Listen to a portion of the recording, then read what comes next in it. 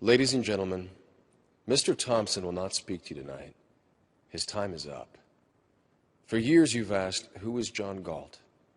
You've asked that question in despair and resignation as factories closed, goods became scarce, jobs disappeared. Your lives are becoming more difficult as the life force of your world is draining away. You have asked that question without expecting an answer.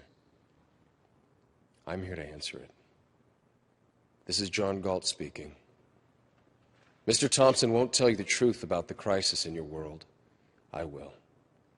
Have you noticed that as everything around you seems to decline, one thing still grows? It is the power of your rulers. None of their plans and directives have solved your problems or made your life better. The only result has been their increased control over you at the cost of your freedom. Do you know why? You gave them the power. They called for your sacrifice, and you thought it was noble. They said if you worked for yourself and your family, that you were selfish and uncaring, and they made you feel ashamed. They denounced the leaders of industry as greedy exploiters, the Ellis Wyatts, the Hank Reardons, and again, you agreed. And then you ask, why did they and others like them disappear? I took them from you. Their achievements flowed from their creative minds. Once they understood that the attempt to control their work was an attempt to control their minds, they left. The people on strike worked for themselves, for their own vision of what was possible. When they recognized the honor they deserved, they rebelled against the guilt you wanted them to feel for their success. You counted on them to keep producing, to keep thinking, even as you denounced them as selfish. I showed them they were being punished for their own virtues, and I showed them how evil that is. I made it my mission to help these heroes say no. All evil needs to win is the consent of good people. They have joined me to freely produce, trade, cooperate, and compete in a place where the rights of all are protected. Do not try to find us. Do not try to bargain for our return.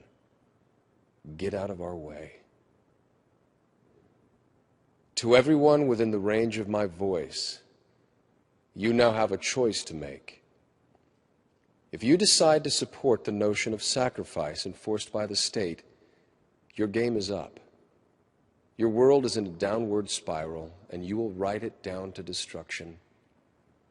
But if you share the values of our strike, if you believe that your life is a sacred possession for you to make the most of, if you want to live by the judgment of your own mind, not edicts from the state, then follow our lead. Do not support your own oppressors. Stop letting the system exploit you. Form your own communities on the frontiers of your crumbling world. Your rulers hold you by your endurance to carry the burdens they impose, by your generosity when you hear cries of despair, and above all, by your innocence which cannot grasp the depths of their evil.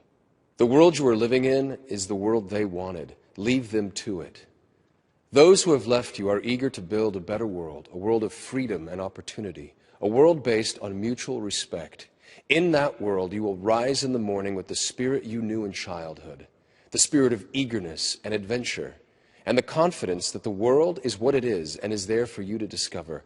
In that world, you will not receive alms, nor pity, nor forgiveness of sins, but honor, respect, and justice. Don't let the fire go out spark by irreplaceable spark in confusion and despair. Be sure of your path. The world you desire can be won. It exists. It is real. It is possible. It is yours.